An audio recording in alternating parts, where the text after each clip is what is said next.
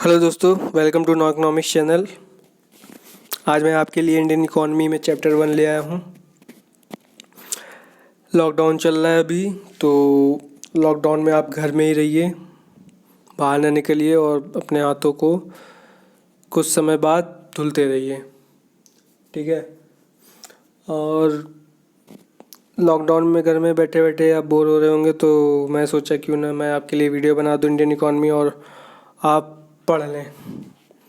तो आज चैप्टर 1 पढ़ेंगे। चैप्टर 1 स्टार्ट किए हैं, Indian economy on the eve of independence. Hope you like this.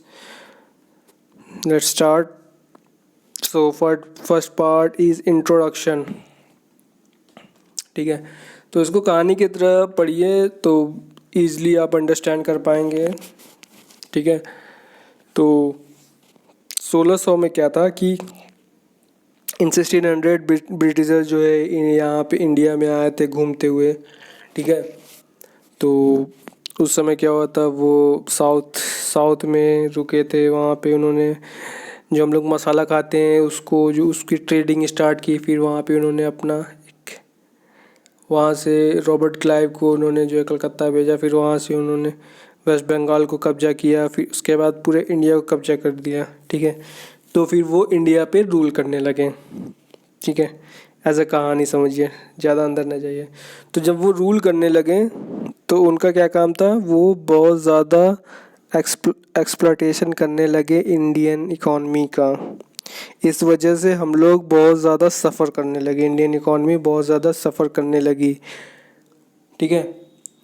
और हम लोग अभी आगे चलेंगे तो उसमें डिटेल स्टडी करेंगे कि हम लोग की इकॉनमी क्यों बैकवर्ड रह गई या फिर रुकी क्यों रह गई हम लोग की इंडियन इकॉनमी, ठीक है।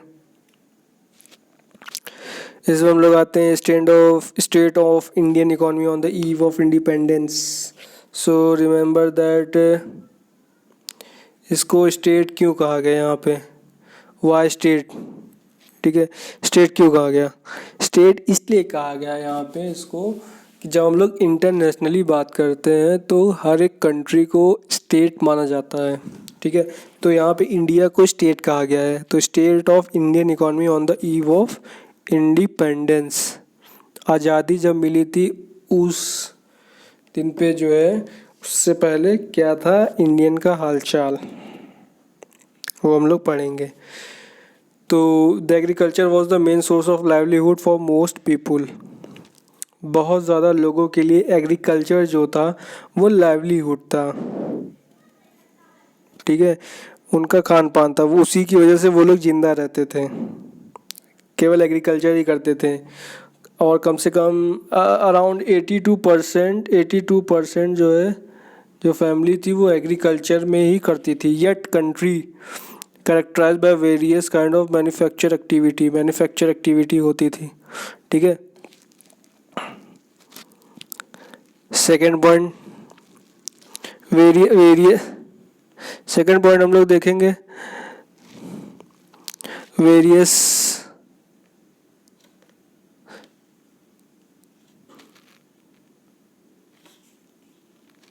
ठीक है। सेकेंड पॉइंट हम लोग देखेंगे कि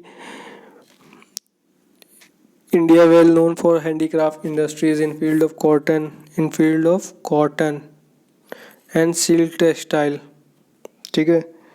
तो इंडिया बहुत माना जाता था अपने हैंडीक्राफ्ट इंडस्ट्री की वजह से, किस फील्ड में, कॉटन और सिल्क टेक्सटाइल की वजह से, ठीक है।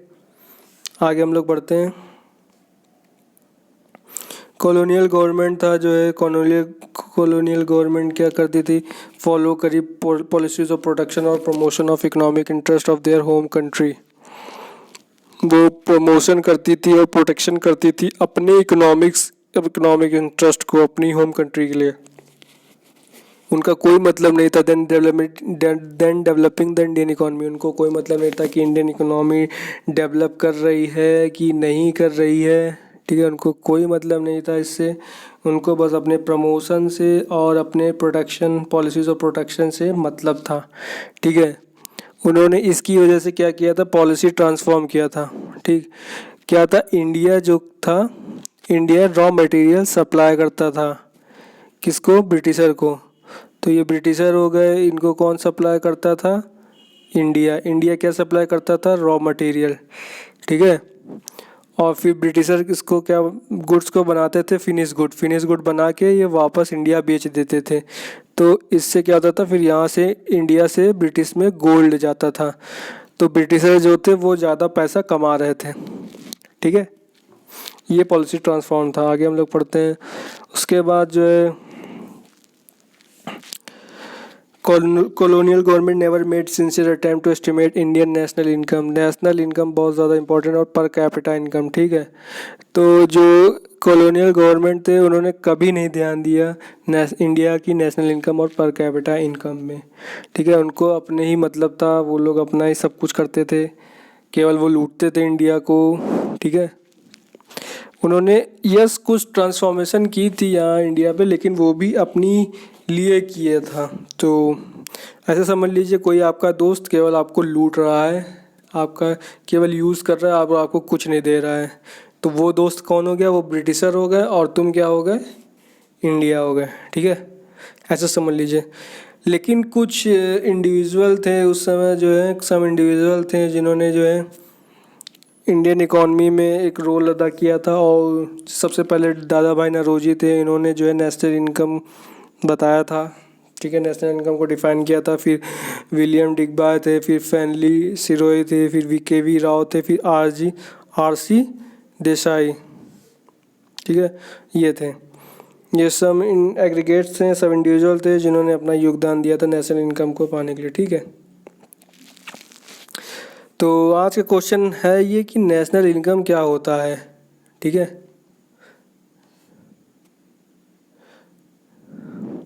ये बहुत ज़रूरी है नेशनल इनकम को जाना, ठीक है। हम आपको बताएंगे बाद में कि नेशनल इनकम क्या होता है, लेकिन नेशनल इनकम और पर कैपिटा इनकम ये दोनों बहुत इम्पॉर्टेंट है, ये दोनों एग्ज़ाम में आ सकते हैं, ठीक है। और आते भी हैं नेशनल इनकम और पर कैपिटा इनकम की डेफिनेशन, ठीक।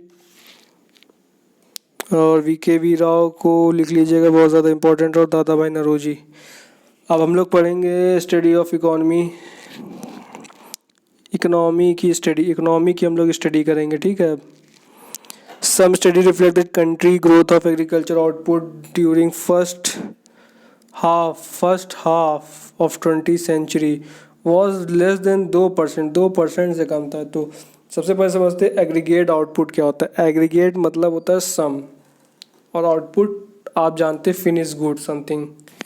तो सम ऑफ फिनिश गुड, जैसे मान लीजिए आप एग्रीगेट समझिए, जैसे मान लीजिए आपके पास एक पेंसिल है, लेकिन जब आप 10 पेंसिल एक साथ इकट्ठा कर लेंगे तो वो एग्रीगेट हो जाता है, सम हो जाता है, ठीक है। अब आप समझ गए। तो उस समय क्या था, फर्स्ट 20th सेंचुरी में जो एग्रीगेट आउटपुट था ग्रोथ का, इंडिया कंट्री के ग्रोथ का, वो लेस देन 2% था। आप समझ लीजिए उस समय इंडिया की क्या स्थिति होगी, ठीक है। और जो पर कैपिटा आउटपुट था वो 0.5 से भी कम था पर ईयर का, ठीक है। आगे बढ़ते हैं। So study performance of various sector, ठीक है। हम लोग वेरियस सेक्टर की स्टडी करेंगे कि उन लोग की परफॉर्मेंस क्या थी during after the Indian economy on the eve of independence. सबसे पहला एग्रीकल्चर है, एग्रीकल्चर का क्या रोल था, ठीक है। यहाँ पे हम दूसरा कलर ले ले, ठीक है। उसके बाद सेकंड इंडस्ट्री है, थर्ड फॉरेन ट्रेड है, ठीक है। तो एग्रीकल्चर पहला हो गया, दूसरा इंडस्ट्री हो गया, थर्ड क्या हो गया, फॉरेन ट्रेड हो गया। तो उसको याद करने का तरीका क्या है, सबसे पहले राम था, राम अपने गांव में रहता था तो वो एग्रीकल्चर करता था, नहीं मन लगा तो वो अर्बन चलाया। अर्बन में क्या था, अर्बन एरिया में, वहाँ क्या था, सिटी में चलाया, ठीक है। सिटी में इंडस्ट्री था, इंडस्ट्री में काम करने लगा तो वहाँ से उसने क्या किया, मैन्युफैक्चर किया, किसका, गुड्स और कमोडिटी का। तो जब उसके बाद गुड्स और कमोडिटी हो गया तो उसने क्या की, सोचा क्यों ना कहीं बेच देते, तो उसने फॉरेन ट्रेड किया, ठीक है। फॉरेन ट्रेड किया। फिर उसके बाद देखते हैं, then here is fourth demographic transition. 5th is occupational structure और 6th इज इंफ्रास्ट्रक्चर। तो हम लोग पीछे पढ़े थे, क्या किया था उसने, फॉरेन ट्रेड किया था।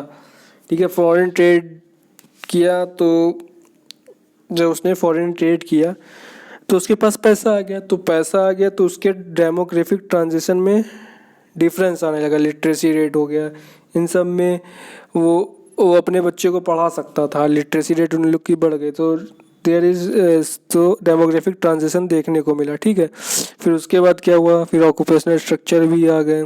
ठीक है, डेमोग्राफिक ट्रांजिशन से देखने के बाद प्राइमरी, सेकेंडरी और टर्सरी सेक्टर में जो है ऑक्यूपेशनल स्ट्रक्चर देखने को मिला। ठीक है, फिर हम लोग पढ़ेंगे इंफ्रास्ट्रक्चर के बारे में। जब ऑक्यूपेशनल स्ट्रक्चर आ गया तो बिल्डिंगें अपने आप खड़ी होने लगेंगी बड़ी बड़ी।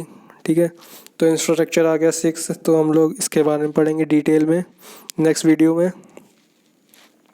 Subscribe this channel know economics. Thanks for watching me. Follow me on Instagram no economics.